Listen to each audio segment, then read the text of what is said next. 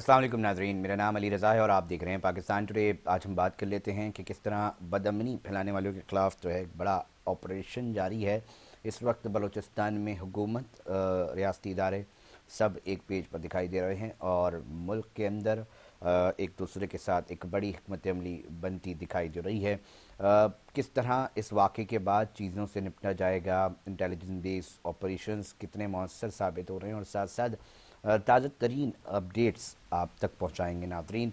इस वक्त हमारे साथ तज़ियाकार हैं शाहनवाज़ बलोच साहब, बलूचिस्तान के हवाले से गहरी नज़र रखते हैं। उनसे इस अहम वाक़े के बाद होने वाली तमाम तर तफसीलात से आपको आगाह करते हैं और जानने की कोशिश करते हैं कि जितने भी ऑपरेशन अब हो रहे हैं वो कितने कारआमद साबित होंगे और किस तरह अमन व अमान की सूरत हाल को बरकरार रखते हुए तरक्यात जो काम है बलूचिस्तान में वो मुमकिन बन सकते हैं। शाहनवाज़ बलोच साहब, बहुत शुक्रिया आपके टाइम का। थोड़ा सा बताइएगा इस वक्त तक ताज़ा तरीन सूरत हाल क्या है?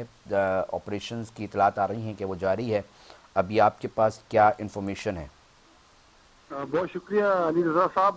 जैसा गुज़िश्ता रोज जो है सुबह 9 बजे जो जाफर एक्सप्रेस पेशावर जा रही थी, जिसे बोलान के इलाके में दहशत गर्दों ने जो है हाईजैक किया, फिर यरगमाल किया मुसाफिरों को, जिसमें 400 मुसाफिर सवार थे। भारत जो अब तक की ताज़ा तरीन सूरत हाल ये है कि ISPR ने इस बात की तस्दीक कर दी है कि 33 दहशतगर्द जो मुलविस थे इस पूरे अमल में उनको हलाक कर दिया गया है, जबकि दहशतगर्दों की फायरिंग से 21 जो है मुसाफिर उसमें जाँ बाग हुए, जिनमें 4 FCL कार भी मौजूद है, 4 FCL कार है और दीगर मुसाफिर उसमें शामिल है। बाकी जो दीगर तमाम मुसाफिर हैं उनको बाजियाब करा लिया गया। बाकी जो इर्द गिर्द के इलाकों में जो मुसाफिर अपने आप को बचा कर सेफ जगहों पर गए उनको भी अब रेस्क्यू करने का अमल जारी है, जिसमें तमाम सिक्योरिटी इदारों के एहलकार इस वक्त शामिल है। फिजाई तौर पर भी और जमीन तौर तमाम जराए इस वक्त इस्तेमाल किए जा रहे हैं। अब इस बात को तस्दीक कर दी कि दहशतगर्द जो मुलविस थे सबका जितने दहशतगर्द 33 के करीब बताया गया अब तक के।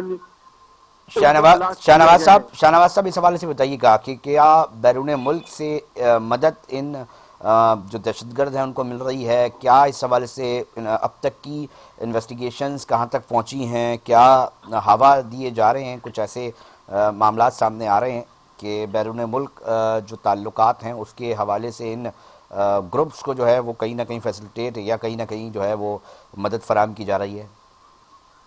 कि जिस तेजी और शिद्दत के साथ जो कलदम DNA की कार्रवाइयाँ हैं, तो उससे तो यही है कि एक बड़ी जो कुव्वतें, जो कुछ ताकतें ऐसी हैं जो पीछे सपोर्ट कर रही हैं, जो पाकिस्तान में अदम इस्तेहकाम चाहती है, जो कि रीजनल के हवाले से अदम इस्तेहकाम चाहती है, कशीदगी चाहती है।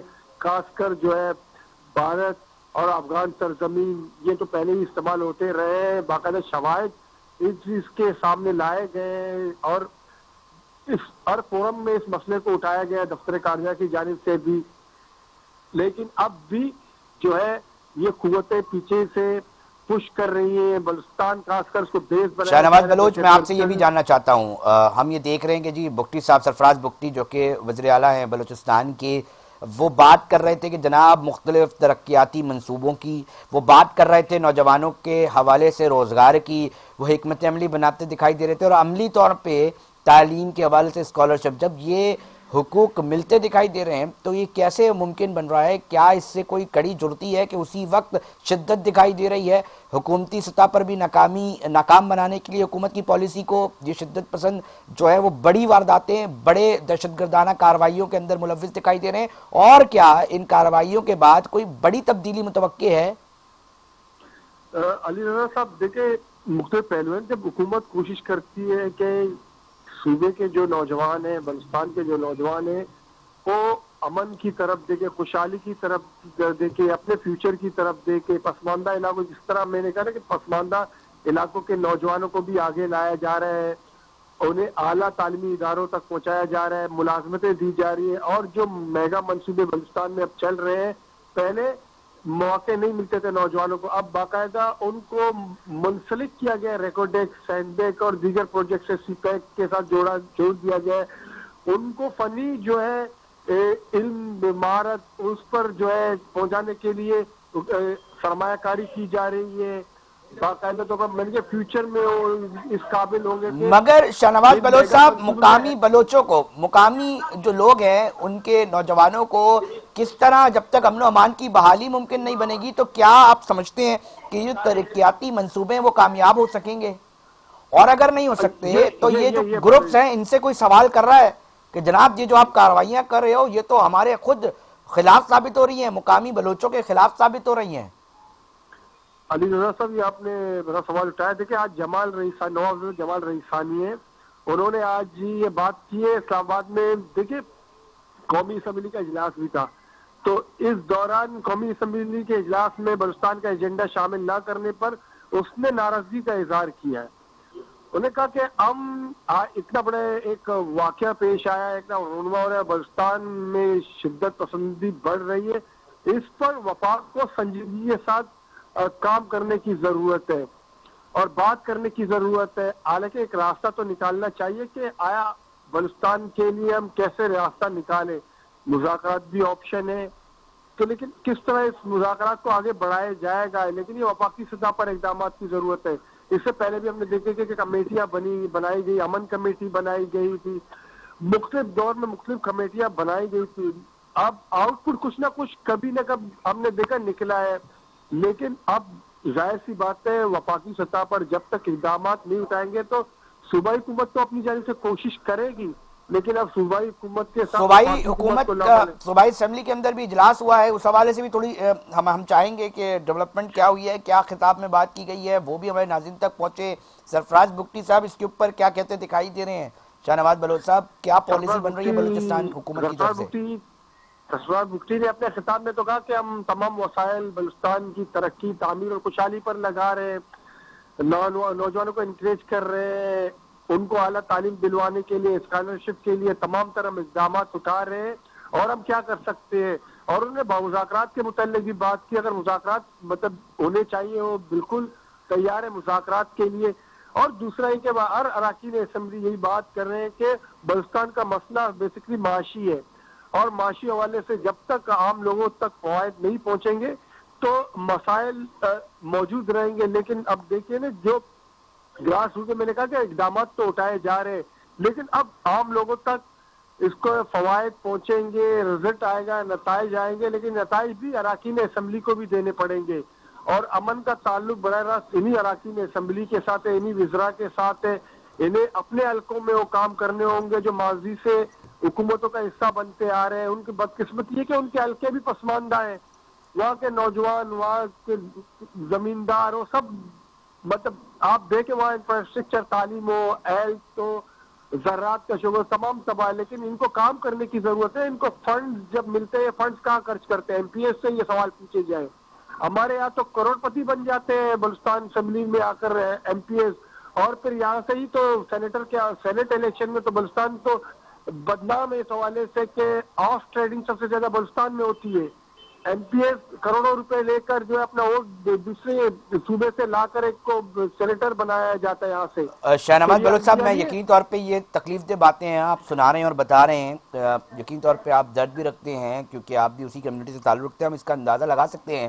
تھوڑا سا ہمیں بتائیے گا قومی یکجہتی کے حوالے سے، اس کے فروغ کے حوالے سے بلوچستان میں کیا اقدامات اٹھائے جا رہے ہیں؟ صوبائی حکومت، وہاں پر مختلف گروپس ہیں، مختلف سماجی لوگ ہیں، سول سوسائٹی کے لوگ ہیں کہ کم سے کم جو ایک سلسلہ ہے وہ برقرار رہے اور یہ بدامنی نہ پھیل سکے، اس کا جو اثر ہے وہ ہماری عوامی سطح پہ منفی نہ پہنچے. اس حوالے سے کیا کوئی حکمت عملی بنائی جا رہی ہے؟ دیکھیے اس وقت جو دنیا قومی یکجہتی کے حوالے سے ایک ضروری عمل یہ ہے کہ انگیج کرنے کی ضرورت ہے نا. آپ کچھ کریں گے تو ظاہر سی بات ہے چیزیں آگے بڑھے گی. قومی یکجہتی دیگر جو کمیونٹیز رہتے ہیں، اب یہ لوگ سمجھتے ہیں کہ جو سیٹلر اور آباد کار ہو ان کو نشانہ بنایا جا رہا ہے. حالانکہ جدی پشتی بلوچستان میں ایسے ہے کہ اردو بولنے والے ہیں، پنجابی ہیں، دیگر زبان سندھی ہے، وہ رہ رہے یہاں پر. تو وہ تو اب تو بلوچستان کے ہی ہوئے نا. تو کس طرح سے ہم کہہ سکتے کہ وہ کسی اور قوم سے تعلق ہے؟ بلوچستان کے ہی ہے، بلوچستان کے ہی لوگ ہیں، ان کو بلوچستانی ہی شمار کیا جاتا ہے. اب ضرورت اس بات کی ہے کہ قبائلی نمائندین ہو, سیاسی قائدین ہو اور دیگر جو ہمارے کمیونٹیز ہیں, پنجابی, سندھی, اردو بولنے والے, ان سب کے جو سربراہ ہیں اور مختلف جو سیاسی جماعتیں ہیں, سول سوسائٹی کے نمائندگان ہیں, ان سب کا ایک آل پارٹیز کانفرنس بلانی چاہیے تاکہ ایک راستہ, ایک ونڈو کھلے بات چیت کے لیے. اور یہ اسٹیپ اٹھانی چاہیے وفاقی سطح پر, اور صوبائی حکومت اس ٹاسک پر کام کرے, دونوں مشترکہ. جب تک دونوں وفاق اور صوبے مل بیٹھ کر کوئی ایک میکینزم نہیں بنائیں گے تو اس کا کوئی آؤٹ پٹ نہیں نکلے گا, ٹھیک, کچھ بہت بھی نہیں شکریہ, ہوگا. بہت شکریہ. شاہ نواز بلوچ صاحب اپنا تجزیہ پیش کر رہے تھے اور بتا رہے تھے کہ اس وقت صورتحال کیا ہے. ناظرین, اور کس ایجنڈا کے اس کے اوپر کام کرنے کی کوشش کی جا رہی ہے. قومی یکجہتی کے فروغ کے لیے انتہائی ضروری ہے کہ تمام سیاسی جماعتیں ایک پیج پر بیٹھیں. کم سے کم دیکھا جائے کہ ایک بہت بڑا فنڈز جو ہے وہ درکار ہے, وہ لگایا جا رہا ہے. پھر کس طرح کیا ڈیولپمنٹ ہو رہی ہے, کتنی ہو رہی ہے, اس کا پورے مانیٹرنگ کی جانی چاہیے. اس کا انتظام جو ہے وہ سامنے شیئر ہونا چاہیے میڈیا کے اور دیگر عوام تک. ناظرین, اور ایک بات ضروری ہے کہ امن و امان کی بحالی کے بغیر جتنے بھی ترقیاتی منصوبے ہیں وہ فائدہ نہیں دے پائیں گے, وہ کامیاب نہیں ہو سکیں گے.